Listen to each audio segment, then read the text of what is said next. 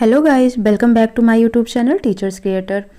इस सेशन में करेंगे हम जेंडर, स्कूल एंड सोसाइटी का यूनिट 2। ठीक है, फर्स्ट यूनिट आपकी टोटली 3 वीडियोज़ में कंप्लीट हो गई हैं। आप बैक टू बैक वो 3 वीडियोज़ हैं, आप पहले उन्हें देख लें। ठीक है, अच्छे से उन 100 क्वेश्चंस को प्रिपेयर कर लें, बिकॉज मैंने उसमें ट्रिक बेस भी आपको याद कराया कि किसने किस थ्योरी को दिया है, किसने क्या बोला है।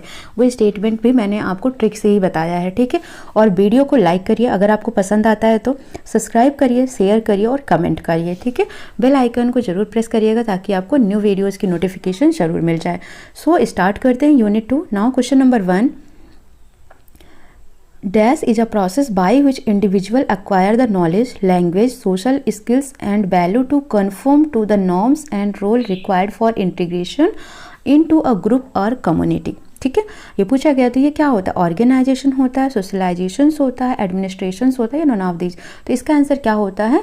सोशलाइजेशंस। क्यों? क्योंकि बोला गया कि कोई एक इंडिविजुअल अक्वायर करता है, मतलब अपने अंदर अक्वायर करता है, उस चीज़ को सीखता है। क्या क्या? Knowledge, language, social skills, value, ये सब चीज़ें वो अपने अंदर अक्वायर करता है एज अ ग्रुप या community.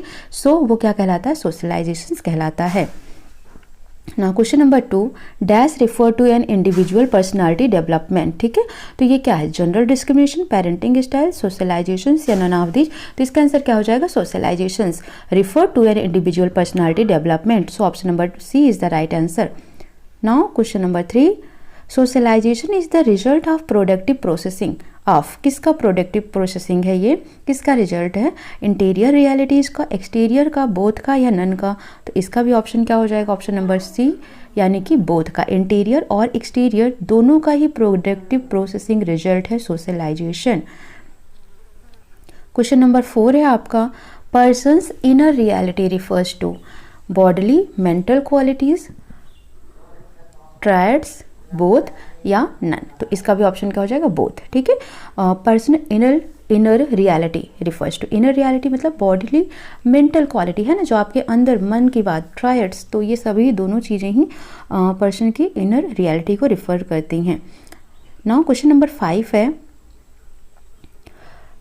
External realities refer to the circumstances of the social environment, physical, both या नन। तो आप इसको भी देख रहे होंगे। तो जो एक्सटर्नल मतलब बाहरी, ठीक है, तो वो सोशल इन्वायरमेंट के थ्रू भी होता है, फिजिकल, तो दोनों ही आपका करेक्ट है। So option number C right होगा। Now question number 6, socialisation is a combination of. किसका है? ये बहुत ही इंपॉर्टेंट है। ठीक है, आप इन्हें जरा ध्यान से टिक करना, अच्छे से पढ़ना। ठीक है, ये आ सकता है आपका। Socialization is a combination of. किसका कॉम्बिनेशन है? सेल्फ इम्पोज्ड रूल का, एक्सटर्नली इम्पोज्ड रूल का, एक्सपेक्टेशन ऑफ अदर या ऑल। तो इसका आंसर क्या हो जाएगा? ऑल। सोशलाइजेशन में अपने खुद के इम्पोज्ड किए हुए रूल्स होते हैं, एक्सटर्नली भी इम्पोज्ड जो रूल होते हैं वो भी हम देखते हैं, और एक्सपेक्टेशंस, दूसरों के एक्सपेक्टेशंस क्या हैं वो भी। तो ठीक है, सोशलाइजेशन में सभी चीज़ें कंबाइंड होती हैं। सो ऑल ऑफ दीज इसका राइट आंसर हो जाएगा। क्वेश्चन नंबर 7 है, socialization stand for the development of. किसका डेवलपमेंट करता है सोशलाइजेशन का? ह्यूमन ब्रेन का, बॉडी का, एटीट्यूड एंड बिहेवियर का या ऑल ऑफ दिस। तो आपको क्या लग रहा है कि कोई सोशलाइजेशन कोई एक स्मॉल टर्म है जो किसी ब्रेन को डेवलप कर दिया, बॉडी को? तो ये क्या करता है? सभी को डेवलप करता है ना, ब्रेन, बॉडी, एटीट्यूड, बिहेवियर। तो यहाँ पर आपका करेक्ट आंसर हो जाएगा ऑल। ठीक है, so D is the right answer for this question.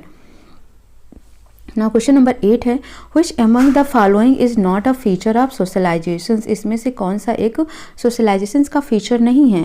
It is a continuous process, correct है ये तो। इट इज़ अ कॉम्प्रीहेंशन, ये भी करेक्ट है। It is a easy process, ठीक है। It helps to control human behaviour. तो आपको देखो यहाँ पर क्या दिया? It is an easy process. तो सोशलाइजेशन इजी प्रोसेस ये फीचर नहीं है इसका। ठीक है, so option number C right answer होगा क्वेश्चन नंबर 8 के लिए। नंबर 9 है, which is not a type of socialisation. इसमें कौन एक सोशलाइजेशन का टाइप नहीं है? ग्रुप, जेंडर, प्लांट या पोस्ट। ठीक है, तो कौन सा ग्रुप, कौन सा सोशलाइजेशन का एक टाइप नहीं है? तो वो है आपका पोस्ट। ठीक है, पोस्ट सोशलाइजेशन कोई टाइप नहीं है। सोशलाइजेशन ग्रुप होता है जिसमें ग्रुप वाइज होते हैं, पीयर ग्रुप होता है। जेंडर होता है जिसमें जेंडर यानी कि एक गर्ल्स और बॉयज़ का होता है रोल, ठीक है, मैन और वुमेन का होता है। प्लान सोशलाइजेशन जो प्लान वाला होता है, बट पोस्ट कोई नहीं होता है। तो D is the right option, because यहाँ पर नॉट पूछा गया था। क्वेश्चन नंबर 10 है, which type of socialization is mainly influenced by immediate family and friends. ठीक है, तो ये किस टाइप का होता है? प्राइमरी, सेकेंडरी, नेगेटिव या पॉजिटिव। तो आप क्या देखेंगे? जहाँ पर मेनली इन्फ्लुएंस्ड, किससे इन्फ्लुएंस हो रहा है? फैमिली और फ्रेंड्स से। ठीक है, इमीडिएटली, तो वो होता है primary socialization. Now question number 11, which type of socialization occur outside the home, तो जब इनसाइड यानी कि जो घर के अंदर हो रहा था, है ना, जो प्राइमरी हो रहा था वो फैमिली से हो रहा था, वो प्राइमरी हो गया। अब बोल रहा है आउटसाइड द होम, तो आउटसाइड होम क्या हो जाएगा, secondary socialization. Option number B is the right answer. Now question number 12 है आपका, process of learning what is appropriate behaviour as a member of a small group within a larger society. ये positive socialization हुआ, negative हुआ, primarily हुआ या secondary हुआ, तो ये भी आपका कैसा होगा, सेकेंडरी सोशलाइजेशन। क्या बोला है, ध्यान से पढ़ना, process of learning what is appropriate behaviour as a member of a small group within a large society, है ना। तो लार्ज सोसाइटी में जैसे की बात हो रही है कि एक स्मॉल ग्रुप मेंबर के रूप में आप जो अपने बिहेवियर्स को, जो प्रोसेस को सीख रहे हैं, तो वो क्या है, तो वो क्या हो रहा है आपका, सेकेंडरी सोशलाइजेशन हो रहा है, क्योंकि ये भी आप कहाँ से सीख रहे हैं, सोसाइटी से सीख रहे हैं ना, तो वो भी क्या हो गया, आउटर हो गया। So this is secondary socialization. Question number 13 है, when a child learn the attitude, value and action appropriate to individual as member of a particular culture then it is known as. Particular culture की बात कर दिया, pre socialization, anticipatory, primarily या secondary, तो क्या होगा, ये प्राइमरी सोशलाइजेशन होगा, बिकॉज यहाँ पर क्या बोला गया, चाइल्ड जो बच्चा है वो लर्न कर रहा है एटीट्यूड को, वैल्यूज को, एक्शंस को, ठीक है, कहाँ से, पर्टिकुलर कल्चर से, ठीक है। सो ये क्या हो जाएगा, primary सोशलाइजेशंस। The process of socializations in which persons rehearse for future positions, occupations and social relationship is termed as, जिसमें आप अपने फ्यूचर के लिए रिहर्स कर रहे हो, जैसे आपको आगे चलकर क्या बनना है, आपका एम क्या है, ठीक है, आप अपने फ्यूचर के लिए अभी से पढ़ाई कर रहे हैं, तैयारी कर रहे हैं, प्रिपरेशन कर रहे हैं, तो रिहर्स कर रहे हैं अपने फ्यूचर्स के लिए, तो वो क्या होता है, प्री सोशलाइजेशंस, एंटिसिपेटरी, ऑर्गेनाइजेशनल या ग्रुप सोशलाइजेशंस, तो ये क्या होता है, एंटिसिपेटरी। नाउ क्वेश्चन नंबर 15 है, trying out of a couple before marriage is an example of. तो trying out of a couple, ठीक है, बिफोर मैरिज, मैरिज के पहले एक कपल की तरह होना, तो कोशिश करना, तो ये क्या हो गया, एक तरीके का कि आप प्रैक्टिस कर रहे हैं फ्यूचर के लिए, तो ये भी क्या होता है आपका एंटीसिपेटरी सोशलाइजेशन। राइट आंसर क्या हो जाएगा इसका, ए ऑप्शन राइट हो जाएगा, ठीक है। क्वेश्चन नंबर 16 देखते हैं, The process of discarding former behavior patterns and reflex accepting new ones as part of a transition in one life involves in, ठीक है। अब यहाँ पर क्या बोला गया, फिर से समझो, process of discarding farmer behaviour patterns, ठीक है, जो पुराने बिहेवियर पैटर्न्स हैं उसको डिस्कार्ड करना है और एक्सेप्ट करना है न्यू को, ठीक है। तो लाइफ में ये फेनोमेना चलता रहता है, तो ये क्या कहलाता है, ग्रुप सोशलाइजेशन, जेंडर सोशलाइजेशन, री सोशलाइजेशन या पॉजिटिव सोशलाइजेशन, तो ये क्या कहलाता है, री सोशलाइजेशन। री का मतलब ये हो जाता है पुनः, है ना, फिर से, तो न्यू आ रहा है यहाँ पर, है ना, तो री का मतलब ये हो जाता है कि न्यू आ रहा है और जो पुराना है उसको हम डिस्कार्ड कर रहे हैं। क्वेश्चन नंबर 17 है,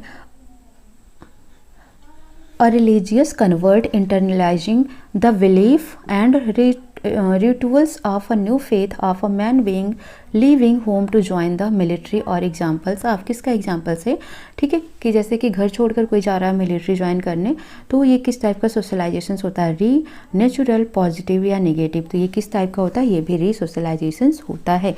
यहाँ पर भी तो वो जा रहा है ना, न्यू फेथ और man being living home to है join the military for example, अब ठीक है, सो ये होगा option A.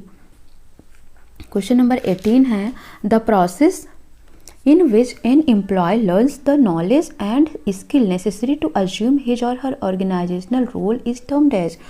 Process in which an employ learn, एक एम्प्लॉय है लर्न कर रहा है क्या, नॉलेज और स्किल, किस लिए, नेसेसरी टू अज्यूम हिज और हर ऑर्गेनाइजेशनल रोल, जो उसका ऑर्गेनाइजेशनल रोल है उसके लिए उसको वो स्किल और वो नॉलेज लर्न करना जरूरी है, नेसेसरी है, तो इसे क्या कहा जाता है, ऑर्गेनाइजेशनल सोशलाइजेशन, रेशियल, जेंडर या ग्रुप, तो क्या बोलते हैं, ऑर्गेनाइजेशनल सोशलाइजेशन। क्वेश्चन नंबर 19 है, the development process by which children acquire the behaviour, perceptions, values, attitude of an ethnic group is called, तो क्या कहलाता है ये आपका रेशियल सोशलाइजेशन, ठीक है। तो यहाँ पर देखो इथनिक आ रहा है, वैल्यू आ रहा है, एटीट्यूड आ रहा है, परसेप्शंस आ रहा है कि ये बच्चा अडॉप्ट कर रहा है, एक्वायर कर रहा है, तो ये क्या होगा, रेशियल से याद रखना आपको, रेश, ठीक है।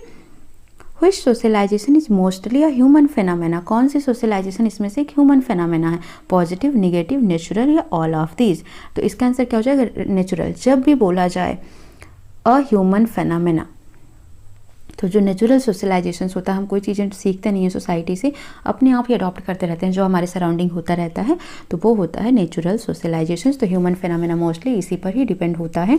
So option number C right answer होगा। 21 है आपका, dash refer to socializing children with the belief that all people are equal and should be treated with a common humanity। सभी लोग इक्वल हैं और सभी के साथ एक जैसा ही व्यवहार करना चाहिए, ठीक है। इस टाइप का सोशलाइजेशन बच्चे का हो रहा है, तो ये क्या कहलाता है? इग्लिटेरियनिज्म, पॉजिटिव सोशलाइजेशन, नेचुरल या नन? तो इसका आंसर क्या हो जाएगा आपका? इग्लिटेरियनिज्म, ठीक है। तो याद रखना है इग्लिटेरियनिज्म। इग्लिटेरियनिज्म मतलब ऐसे ईगल इक्वल, ठीक है। तो इक्वल सबके साथ हो रहा है बिहेवियर, सोचा जा रहा है ऐसा, और कैसा हो? Treated with a common humanity. तो ये हो जाएगा आपका option number A. Type of social learning that is based on pleasurable and exciting experience. देखो, जब भी आपको प्लेजर होगा, आपको एक्साइटिंग एक्सपीरियंस मिलेगा किसी भी चीज़ को लर्न करते समय, तो वो पॉजिटिव सोशलाइजेशन होता है। जब आपको बहुत ही दर्द हो रहा है, ठीक है, पैनिक सिचुएशन में आप में पढ़ रहे हैं, तो बहुत ही एंगर है, बहुत ही आपके साथ हरासमेंट हो रहा है, पनिशमेंट मिल रही है, तो वो किस टाइप का सोशलाइजेशन होता है? फिर निगेटिव होता है। बट यहाँ पर आपसे क्या पूछा गया? प्लेजर और आपको एक्साइटिंग एक्सपीरियंस मिल रहा है, तो क्या हो जाएगा फिर? ये पॉजिटिव सोशलाइजेशन। क्वेश्चन नंबर 23 है, it occurs when other use punishment, harsh criticism और anger on try to teach us a lesson is called. जैसे कि कोई गुस्से में आपको पढ़ाने की कोशिश कर रहा है, आपको क्लास में पनिशमेंट दे रहा है, ठीक है, क्रिटिसाइज कर रहा है, एंगर दिला रहा है, तो वो किस टाइप का सोशलाइजेशन होता है? तो वो होता है negative socialization. When a married couple moves to live with the parents of groom is called, ठीक है। तो जब मैरिड कपल अपने ग्रूम के घर जाते हैं, तो ये क्या कहलाता है? Extended family, patrilocal, matrilocal, family of procreations. तो ये क्या कहलाता है आपका? Patrilocal family. यानी कि मैरिड कपल कहाँ जा रहा है? ग्रूम के घर, दूल्हे के घर, ठीक है। तो ये होता है पैट्रीलोकल। और अगर दूल्हा ब्राइड के घर जाएगा, यहीं पर याद रखना है कि मैरिड कपल जब ग्रूम की जगह ब्राइड के पेरेंट्स के घर जाता है, तो वो हो जाता है फिर मैट्रीलोकल, ठीक है। सो पैट्रीलोकल आपको याद रखना है यहाँ पर। What are the essential function of family? Family के इसेंशियल फंक्शंस क्या क्या होते हैं? Socializations, procreations and rearing of children, health related function, all of this. तो ये सभी ही इसेंशियल फंक्शन होते हैं ना। सोशलाइजेशंस हो गया, कैसे ही बच्चे का पालन पोषण करना है, उनके हेल्थ रिलेशन फंक्शंस क्या हैं, तो ये सब आता है आपका किस में? ऑल ऑफ दीज में। देखो, एक इसेंशियल होता है, एक नॉन इसेंशियल फंक्शन होता है फैमिली का। तो इसेंशियल वाले में सोशलाइजेशन जरूरी होता है, बच्चों का पालन पोषण, रियरिंग जरूरी होता है, हेल्थ जरूरी होता है, ठीक है। लेकिन जो एजुकेशन आ जाता है वो आपका नॉन इसेंशियल में आ जाता है। वो पेरेंट्स के ऊपर डिपेंड करता है, वो फैमिली बैकग्राउंड पर डिपेंड करता है, उनका कैसा फैमिली का इन्वायरमेंट है, पैसे हैं नहीं है, वो उन सब चीज़ों पर डिपेंड करता है, तो वो उनकी सोच होती है, तो वो होता है नॉन इसेंशियल में। सो इसेंशियल है आपका ये सारे। What are the function of social institute? Social institute के फंक्शंस क्या है? ट्रांसमिशन ऑफ कल्चर, बिल्कुल correct. Social solidarity, correct. Provision of recreation activities, correct. So all of this right answer. What are the characteristic of social institutions, ठीक है। अभी इसके ऊपर आपने क्या पढ़ा? फंक्शन क्या है? तो फंक्शन में आपने देखा कि कल्चर को ट्रांसमिट कर रहे हैं एक दूसरे के यहाँ पर, है ना। अब सोशलाइजेशन हो रहा है सोशल इंस्टीट्यूशंस में, आपको क्या कार्य होगा? यही ना कि आप एक दूसरे के कल्चर को सीखते हैं, ट्रांसमिट होता है एक दूसरे का कल्चर, है ना। सोशल सॉलिडेरिटी बनती है एक दूसरे के बीच में, रिक्रिएशन एक्टिविटीज़ होती हैं, तो ऑल ऑफ दीज होता है, ये इनका फंक्शन होता है इंस्टीट्यूट का। लेकिन यहाँ पर पूछा गया करेक्टरिस्टिक क्या है सोशल इंस्टीट्यूशंस का? Fulfil specific need and goal, तो करेक्ट है। Tend to be the site major social problem, बिल्कुल करेक्ट है। Permanent behaviour pattern, correct. So all of this right answer हो जाएगा इसका भी। ओके, नाउ क्वेश्चन नंबर 28 की तरफ हम चलते हैं। क्वेश्चन नंबर 28 है आपका, dash is a psychological construct representing standard strategy that parents use in their child rearing, ठीक है। तो क्या कहलाता है? साइकोलॉजिस्ट कंस्ट्रक्ट रिप्रेजेंटिंग स्टैंडर्ड है, एक स्ट्रैटेजी है, एक टाइप है, एक स्टाइल है। तो ये क्या कहलाता है जिसमें पेरेंट्स अपने बच्चे को पालन पोषण करते हैं? तो ये कहलाता है parenting style. So option number B is the right answer. अब ये जरूर पढ़ना, पेरेंटिंग स्टाइल से आपका 100% आना है, तो बहुत ही ध्यान से सुनना है इसको, और वीडियो को प्लीज़ लाइक कर दीजिए, शेयर करिए, सब्सक्राइब करिए, ठीक है। क्वेश्चन नंबर 29 है आपका, what are type of parenting style? तो देखो 4 टाइप्स के होते हैं, अथॉरिटेटिव, अथॉरिटेरियन, परमिशिव और एक होता है नेग्लेक्टफुल, ठीक है। तो यहाँ पर आपका ये 3 है, तो ऑल ऑफ दीज हो जाएगा। एक चौथा होगा नेग्लेक्टफुल, तो वो भी याद रखना है आपको। हु सजेस्टेड फॉर अनइन्वॉल्व और neglectful parenting style? Baumrind, Maccoby and Martin both A and B, या फिर आपका नन हो जाएगा। तो किसने कहा था नेग्लेक्टफुल या अनइन्वॉल्व को? ये पेरेंटिंग स्टाइल सजेस्ट किया था मैकोबी एंड मार्टिन ने 1983 में। ठीक है, नेग्लेक्टफुल है, अनइन्वॉल्व सबसे खराब, तो क्या होगा? मार्टिन, मार दिया, ऐसे याद रखना है ना। मैको मार दिया, मैकोबी मार्टिन, तो मार दिया नेगेटिव आ गया ना, नेग्लेक्टफुल अनइन्वॉल्व, तो ऐसे याद रखना है। तो मैकोबी मार्टिन अनइन्वॉल्व नेग्लेक्टफुल को सजेस्ट किया था। क्वेश्चन नंबर 31 है आपका, dash is also called strict parenting is characterized by parent who are demanding but responsive. ठीक है, ऑथोरिटेटिव, ऑथोरिटेरियन, परमिसिव, अनइन्वॉल्व। ठीक है, तो ये आपको चारों टाइप दिए हुए हैं। तो इसमें आपसे पूछा गया है कि कौन सी पेरेंटिंग स्टाइल है जो कि स्ट्रिक्ट कहलाती है, तो वो होती है अथॉरिटेरियन, ये स्ट्रिक्ट होती है। सबसे अच्छी बेस्ट कौन सी होती है? अथॉरिटेटिव होती है। सबसे खराब कौन सी होती है? नेग्लेक्टफुल होती है। तो ये चीज़ें आपको याद रखना है। Dash parenting style establish rule and guidelines that their children are expected to follow. तो ये कौन करता है? तो ये है अथॉरिटेटिव। ठीक है, अथॉरिटेटिव पेरेंटिंग स्टाइल क्या करता है? रूल और गाइडलाइंस अपने बच्चों के लिए डेवलप्ड करते हैं और एक्सपेक्ट करते हैं कि इसको फॉलो किया जाए। Kids from the authoritative families are, कैसे होते हैं इनके kids? Well behaved and accomplished होते हैं, इंडिपेंडेंट होते हैं, पुअर सोशल स्किल होता है, तो पुअर नहीं होता है, तो ये इसका नहीं है, ए और बी दोनों ही है, तो बोथ ए एंड बी, यानी कि डी ऑप्शन राइट आंसर हो जाएगा 33 के लिए। Dash parents are responsive to their children and willing to listen to questions. ठीक है, रिस्पॉन्स भी करते हैं अपने बच्चों को और उनके क्वेश्चंस को भी सुनते हैं। तो सबसे अच्छी पेरेंटिंग की स्टाइल क्या होती है? अपने आप बच्चे की बातों को भी सुनो और अपनी बातों को भी उनसे रखवाओ। ठीक है, ऑप्शन नंबर सी अथॉरिटेटिव सबसे बेस्ट स्टाइल है पेरेंटिंग की। So option number C right answer होगा। Which parenting style is much more democratic, कौन सी पेरेंटिंग स्टाइल है जो सबसे ज़्यादा डेमोक्रेटिक होती है? तो वो होता है अथॉरिटेटिव। ठीक है, डेमोक्रेटिक का मतलब क्या हो गया? जैसे डेमोक्रेसी, अभी हमारा जो कॉन्स्टिट्यूशन हमारी इंडिया कैसा है, यहाँ पर डेमोक्रेटिक रूल है ना, तो सबको गवर्न करने का, यानी कि आप एक तरीके से कह सकते हैं कि जो गवर्नमेंट चुनी जाती है तो उसमें क्या होता है? पब्लिक का ही रोल होता है, पब्लिक को राइट होता है हर चीज़ का, है ना, इंडिपेंडेंट होते हैं। तो यहाँ पर भी वही है, तो अथॉरिटेटिव जो होता है वो डेमोक्रेटिक पेरेंटिंग स्टाइल माना जाता है। 36 की अगर हम बात करते हैं, parents are those who expect their orders to be obeyed without questions and rely on punishment और द ट्रीट ऑफ पनिशमेंट। मतलब एक ऐसी पेरेंटिंग स्टाइल जिसमें पेरेंट अपने बच्चे को डिमांड देते हैं, एक्सपेक्ट करते हैं कि बिना उनसे कोई क्वेश्चंस किए बच्चे उनकी सारी बात माने, और अगर वो उस काम को नहीं करते तो उन्हें पनिशमेंट भी दिया जाता है। तो ये होता है अथॉरिटेरियन का। ठीक है, यानी कि option number D right answer होगा इसका। Dash parents as an indulgent parents have very few demand to make their children. ऐसी पेरेंटिंग स्टाइल कौन सी जो अपने बच्चों से ज़्यादा डिमांड ही नहीं करते हैं? वो होता है परमिसिव। ठीक है, option number C right answer होगा इसका। Dash parents are more responsive than they are demanding. कौन सी पेरेंटिंग स्टाइल है जो बहुत ज़्यादा रिस्पॉन्स करते हैं और डिमांडिंग कम करते हैं? वो है अथॉरिटेरियन, अनइन्वॉल्व, परमिसिव। तो इसका भी आंसर क्या हो जाएगा? परमिसिव। ये बहुत रिस्पॉन्स देते हैं, खूब खर्चा करते हैं इनके बच्चे। ठीक है, और ये डिमांडिंग बहुत कम करते हैं।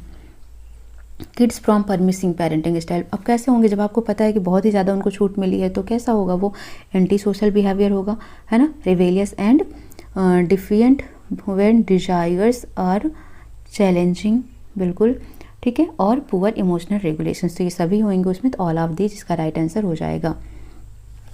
What are the damaging effect of permissive parenting are? ठीक है, तो डैमेजिंग इफेक्ट क्या है परमिसिव का? Poor social skill, self centredness, poor academic success, all of these. तो इसका राइट आंसर क्या हो जाएगा? All of these. Poor social skill होगा, क्योंकि देखो परमिसिव में क्या होता है कि उनको पूरी छूट होती है, बच्चा हम अपने आप का आज़ाद होता है, घूमता है फिरता है, तो सोशल इंटरेक्ट कम होता है, बाहर रहता है। ठीक है, तो सोशल स्किल उसकी बहुत पुअर होती है, अपने आप पर ही वो सेंटर्ड रहता है। ठीक है, सेल्फ सेंटर्डनेस होता है, खुद की फोकस करता है, खुद के बारे में ही सोचता है। ठीक है, एकेडमिक सक्सेस भी, बाहर उसका पढ़ने लिखने में भी उतना मन नहीं लगता है। तो ये all of these permissive parenting style है। Which parenting style is worst और हार्मफुल पेरेंटिंग स्टाइल? तो क्या होती है इसमें से? नेग्लेक्टफुल। ठीक है, option number C right answer होगा। Parenting style generally lead to children who are obedient and proficient but they rank lower in happiness, self esteem. तो ये देखो अच्छा माना जा रहा है कि इनके जो बच्चे होते हैं ओबीडियंट होते हैं, प्रोफिशिएंट होते हैं, लेकिन rank lower in happiness, self steam आत्मसम्मान की बात करते हैं, हैप्पीनेस की बात करते हैं, तो उनमें उनकी रैंक क्या होती है? लोअर होती है। तो ये किस टाइप के बच्चे होते हैं? तो ये होते हैं आपके अथॉरिटेरियन। अच्छे होते हैं लेकिन थोड़ी सी इनमें कमी है, लोअर रैंक। ठीक है, तो ये आती है हैप्पीनेस और सेल्फ स्टीम की रैंक में देखा जाए तो लोअर होते हैं, so authoritarian. 43 dash style tend to result in children who are happy capable and successful. जब भी हर सब चीज़ में अच्छे अच्छे की बात हो ना, सब गुड है गुड है गुड है एवरीथिंग ओके, तो वहाँ पर क्या हो जाएगा फिर अथॉरिटेटिव हो जाएगा। ठीक है, so option number A right answer. Dash style tend to result in which children who rank low in happiness and self regulations. ठीक है, तो ऐसा कौन सी पेरेंटिंग स्टाइल है जिसमें बच्चों की रैंक हैप्पीनेस और सेल्फ रेगुलेशन में कम होती है। 44 आपसे पूछा गया है, तो क्या होगा यहाँ पर परमिसिव। ठीक है, देखो यहाँ पर सिर्फ ये पूछा गया ना, who rank low in happiness and self regulation, self regulations की बात की गई, तो यहाँ पर क्या होगा परमिसिव होगा। इसके ऊपर अभी आपको डाउट हो रहा होगा, तो यहाँ पर पूछा गया था who are obedient and proficient. ठीक है, तो ये भी दिया था, तो यहाँ पर बच्चे जो होते हैं वो होते हैं अच्छे, बट इस केस में वो लोअर रैंक में होते हैं। लेकिन इनमें क्या होता है परमिसिव में हर चीज़ में वो उनका थोड़ा सा लो ही रहता है हर चीज़, तो परमिसिव ही हो जाएगा। Dash style damage children because they have no trust foundation with their parents. जो अपने बच्चे के साथ कोई ट्रस्ट फाउंडेशन नहीं बना पाते हैं वो क्या होता है नेग्लेक्टफुल। कभी उनसे ज़्यादा बात ही नहीं करते बैठ कर, ठीक है, वो अपने में बिजी होते हैं, बच्चों से मतलब नहीं होता उतना, सबसे नेग्लेक्टफुल होता है। ठीक है, तो यही होता है सबसे खराब। Who given the concept of parenting style, किसने दिया, थॉर्नडाइक ने, बॉमराइन ने, बी.एफ. स्किनर ने, इवॉन पावलोव ने, किसने दिया है, तो बॉमराइन ने। ठीक है, बॉमराइंड। ठीक है, तो बॉमराइंड पेरेंटिंग स्टाइल। ठीक है, तो ये याद रखना कि पेरेंटिंग स्टाइल का कॉन्सेप्ट किसने दिया, बॉमराइन ने।